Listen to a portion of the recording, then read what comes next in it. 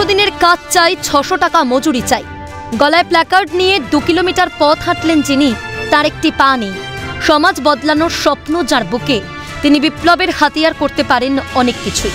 তাই দুহাতে ক্রাচ নিয়ে এক পায়ের জোরে পথ হেঁটে ফেলেছেন 2 কিলোমিটার। আমাদের অফিসে 100 দিনের কাজ হইতেছে না, 100 দিনের কাজ হচ্ছে, 100 দিনের টাকা পাইতেছে না। হ্যাঁ, অর্ধেক টাকা অর্ধেক মানুষ পাইছে, অর্ধেক পায় নাই। এইগুলো দাবি নিয়ে মানে করা 600 টাকা 100 দিনের কাজের মজুরি দেওয়ার জন্য, এই দাবিগুলো করার জন্য আমরা এই খ্যাত মজুরি। জলপাইগুড়ির ধূপগুড়ির বাসিন্দা আমরুল হক সিপিএম এর একনিষ্ঠ কর্মী, বামেদের বিপ্লবী। 2002 সালে ধূপগুড়িতে সিপিএম পার্টি অফিসে জঙ্গি হামলা চালায় কেএলও। পায়ে গুলি লেগেছিল আমরুল হকের। প্রাণে বেঁচে গেলেও একটি পা বাদ যায়। তারপর কেটে গিয়েছে প্রায় 22টি বছর। ক্ষমতাচ্যুত হয়েছে বামফ্রন্ট। অনেক তাবর নেতা দল ছেড়ে ভিড়েছেন অন্য দলে, কিন্তু এক পা নিয়ে অবিচল থেকেছেন আমরুল হক।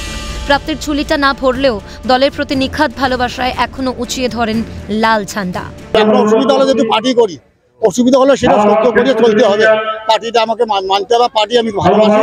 এই জন্য হচ্ছে ধূপগুড়িতে যখন এই তথা কেএলও মমতাপুর লিবারেশন অর্গানাইজেশন আক্রমণ করেছিল, আমাদের 5 জন কমরেড খুন হয়েছিলেন, আর ওই কমরেড আহত হয়েছিলেন, ওর একটা পা কাটা গেছিল। সেইটা উনি লড়াইতে তখন উনি সব মিছিলেই হাঁটেন, জেলার যেখানে যেখানে আমন্ত্রিত হন সেখানেই উনি। সেখানে গুলি লেগেছিল পায়ে, সুস্থ হওয়ার পর থেকে, যখন থেকে ক্রাচ নিয়ে হাঁটা শুরু করেছেন, ওঠার পর থেকে সমস্ত লড়াইয়ে হাঁটছেন। বুধবার সূর্যকান্ত মিশ্রের নেতৃত্বে সারা ভারত ক্ষেত মজুর ইউনিয়নের ব্যানারে জলপাইগুড়িতে মিছিল ছিল বামেদের। জলপাইগুড়ির দিশারি মোড় থেকে কদমতলা মোড় হয়ে সমাজপাড়ার রবীন্দ্র ভবনে এসে পদযাত্রা শেষ হয়। তারপর রবীন্দ্র ভবন ময়দানে সমাবেশ হয়। ইন্ডিয়া জোট নিয়ে বিতর্ক চলছে, সেই বিতর্কে শান দিয়েই স্পষ্ট বার্তা দিলেন সূর্যকান্ত।